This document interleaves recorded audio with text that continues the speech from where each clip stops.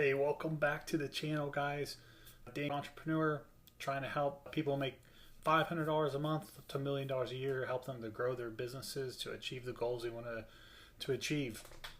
Man, let's talk about staying in focus. I think as we work through our businesses, sometimes we get out of focus and we have to refocus. And this applies both business and with the personal side as well, is that we have to stay focused. So we go and let's look at like golf, right? So I look at like my golf teacher. I went to him, I said, Mr. Golf Teacher, I guess I don't really call him, I call him Matt. So I go, Matt, I'm a 12 handicap. I want to get down to a 9 handicap. He goes, Dan, I got you, man. We're going to do this. I think we do this in about 3 to 6 months. I go, all right, what do I got to do? He goes, well, first we just got to work on your swing a little bit. So we work on the swing. We got that down. He goes, now here's what I want you to do, Dan. He goes, I want you to hit 4 times a week. I want you to go hit 100 balls, but not just hit 100 balls. I want you to do it with purpose. So I want you to go out. I want you to practice your 5 through 9.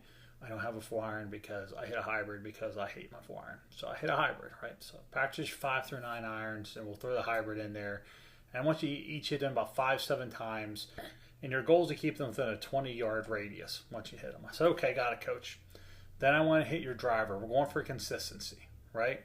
And same with your 3-wood. Let's say we keep a 20-yard radius. So we're going to hit 40 shots like that. I said, okay, I got it, coach. And he goes, now here comes the important part, Dan. I want you to go to the chipping area, and we're going to practice chipping. I want you to take each of your clubs. I want you to practice I want you to different shots, right? I want you to hit a little bump and run. I want you to hit a little flop shot or a sand bunker. And then I want you to practice chipping 5, 10, 15, 20 yards on the green and trying to get within a 3 to 6 foot radius of the hole. And I want you to practice that. So it's 60 on the short game, 40 on the long game. You got that? Got it, coach. So, man, I'm pumped, right? I'm like, let's go, baby. Let's make this happen. So I get out there. I'm practicing, right?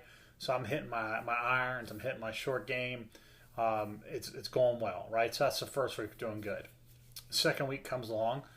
Man, I really like hitting my irons more. My irons are a lot fun to hit. So I hit about 60 irons in 40 short game. I'm like, this is cool, man. He goes, dude, I'm driving the ball so well, man. I'm letting that big dog eat. You know what I'm talking about? Man, I'm hitting some 280, 300-yard drives.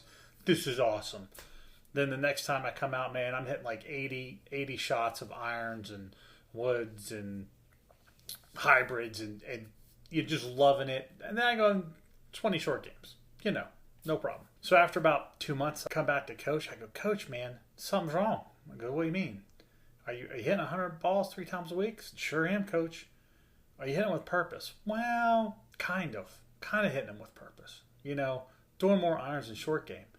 He goes, I think you've lost focus on what I kind of told you to do. Short game's where it's at. And he goes, you know how I asked you in the beginning of lesson 2, I wanted you to track statistics. Did you track statistics? And I go, well, and I know you said you want to track, fairways and regulations, greens and regulations, and how many putts I got. So I think I got like average 2.8. You think?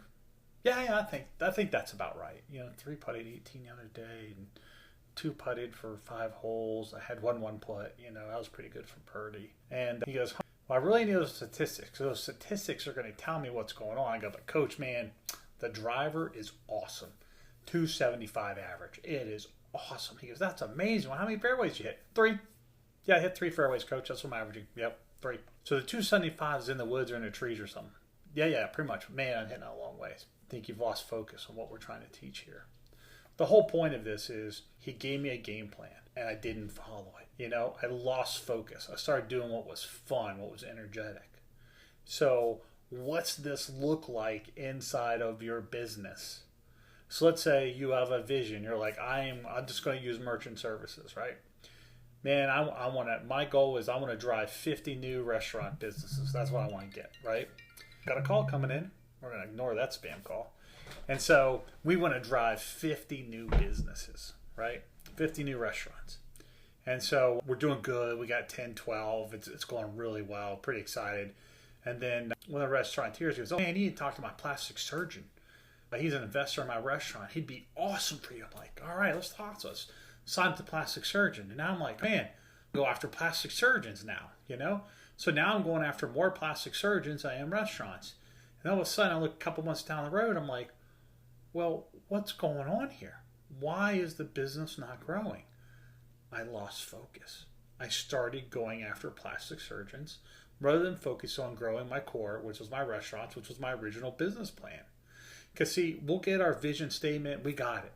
We're going to grow by 50% this year, right? And then we go and we have a plan that we're going to execute all of our vision statements, right? And what happens is we lose focus. It's like, hey, we just kind of veered off of our action plan, and we need to bring it back. And this can even take effect. You could be killing it and still having problems and wondering why it's so stressful to go to work.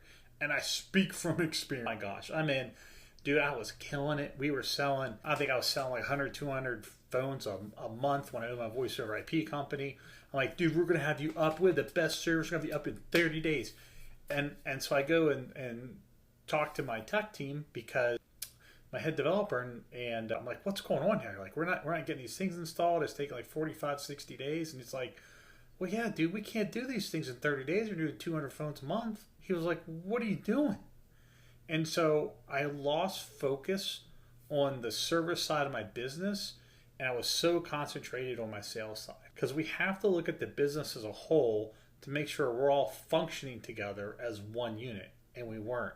And I wasn't paying attention to my service and my installation department, and it caused a lot of issues and a lot of frictions, and I pissed off some clients. So I had to learn how to stay focused on the business as I was working in the business. On a personal side, let me just tell you, that's a cool story now, right? It's a great lesson, but when I look back, I'm like, dude, I was just an idiot. So it's my wife's 30th birthday coming up. I'm like, babe, what do you want? She goes, I want to go to Disney World. So being the smart, intelligent person and the husband that I am, I threw a birthday party, right?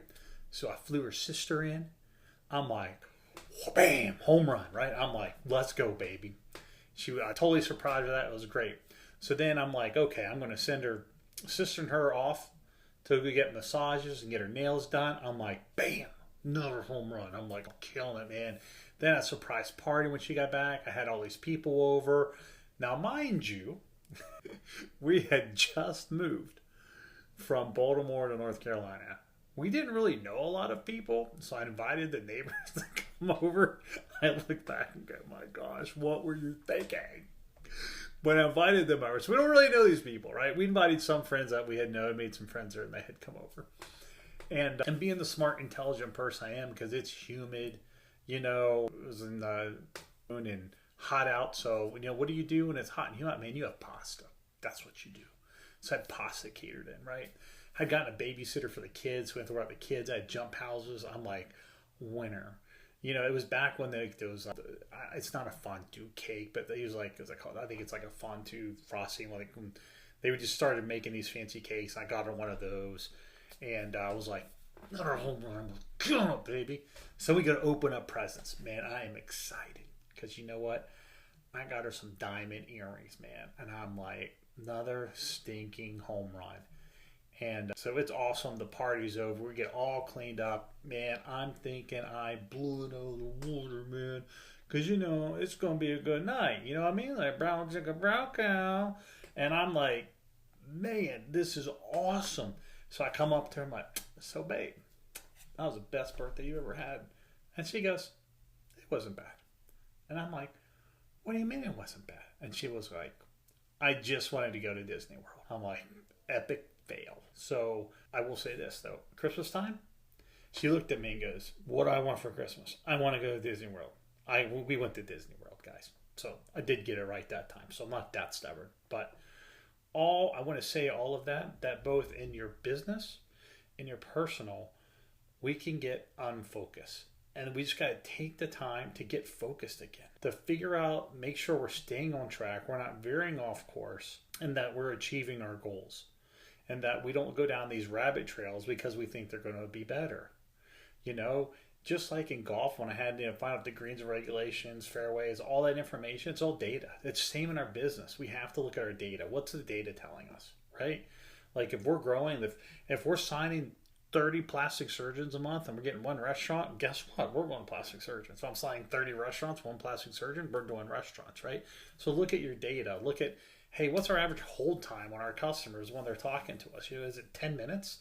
It should be 1 or 2 minutes. So we got to drive that down. So look at your data to help grow the company, and that you guys can stay focused.